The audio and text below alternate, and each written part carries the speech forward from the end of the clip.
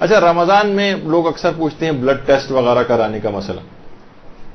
Laboratory جاتے ہیں، blood نکالنا پڑ رہا ہے، تو خون نکلوانے سے یہ بالکل جائز ہے اور اس سے روزہ باطل نہیں ہوتا، اس سے کوئی فرق نہیں پڑتا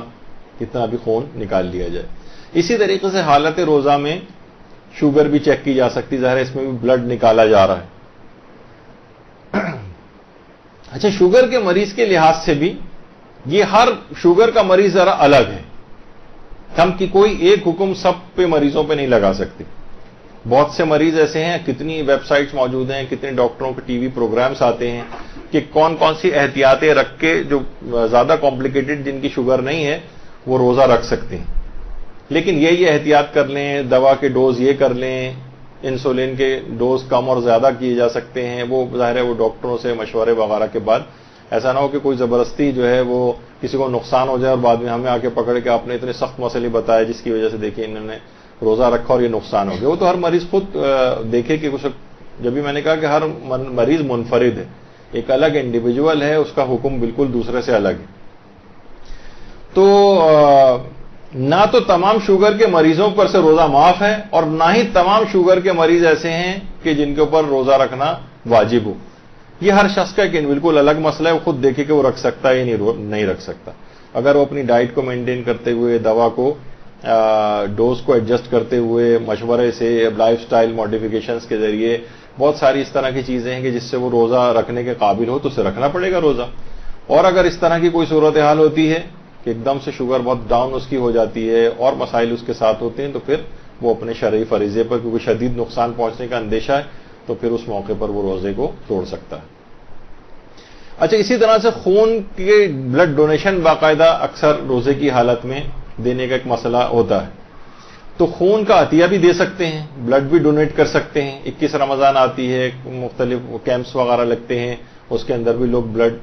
ڈونیٹ کرتے ہیں، تو لوگ عام طور پر دماغ میں یہ آتا ہے کہ کہیں جسم سے خون نکالنے سے روزہ باطل تو نہیں ہو جاتا، تو باطل نہیں ہوتا ہے، البتہ اگر خون کے اتنا زیادہ خون نکالا جائے جس سے کمزوری ہونے لگے، اس کو ضعف کا باعث بننے لگے، تو اس صورت میں یہ بلڈ ڈونیٹ کرنا یہ مکروہ ہے، مکروہ ہو جاتا ہے، یعنی ثواب روزہ کم ہو جائے گا۔ کیونکہ اچھا، لیکن بعض اوقات ایسا ہوتا ہے کہ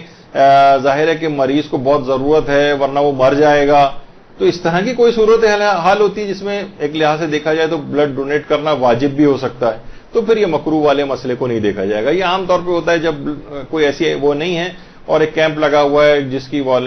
والنٹیئر کوئی کرے اور جا کر اپنا بلڈ دے دے اور اسے معلوم ہے کہ نہیں اس سے مجھے کمزوری بہت ہو جائے گی، تو اس کے لیے پھر کراہیت رکھتا ہے۔ لیکن بہت سے لوگوں کو نہیں ایسا کوئی مسئلہ ہوتا تو وہ ان کے لیے مکروہ بھی نہیں ہے۔ اچھا، بلڈ ڈونیشن کے ساتھ ساتھ ایک اور چیز بھی ہے، بہت سے علاج ایسے ہیں جیسے ہجامہ کروانا، کپنگ جسے کہتے ہیں، یہ بھی اگر خون اس کے جسم سے نکلنے سے کمزوری کا باعث بنے تو ہجامہ کروانا بھی مکروہ ہو جائے گا۔ بلڈ ڈونیشن کا تو آپ نے سن لیا، یعنی ہر وہ طریقہ، لیکن عام طور پر خون کے جو ٹیسٹ کروائے جاتے ہیں اس میں اتنا کم بلڈ لیا جاتا ہے کہ اس سے کوئی کمزوری وغیرہ نہیں ہوتی۔ البتہ بہت سے ایسے وہمی ٹائپ کے بھی ہوتے ہیں کہ ذرا سا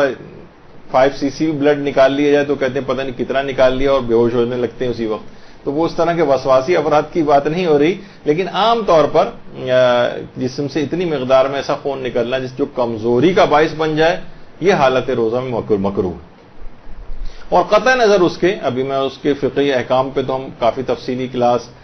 زنجیر زنی اور قمع زنی کے موضوع کے اوپر ایک لے چکے ہیں، وہ ہر مجتہد کے اپنے اپنے مقلد جو ہے اپنے اپنے مجتہد کے مسئلے کے اوپر عمل کرے، لیکن ویسے کہ عام طور پر زنجیر زنی وغیرہ کے اندر وہ اس میں بھی خون اتنا معمولی نکلتا ہے کہ وہ کمزوری کا باعث نہیں، یعنی اس لحاظ سے اس مسئلے سے قطع نظر کہ کچھ مراجع اس کو منع کرتے ہیں، کچھ جائز قرار، وہ والی چیز ابھی ہم نہیں کر رہے، ابھی صرف خون جسم سے نکالنے کی بات کر رہے ہیں۔ تو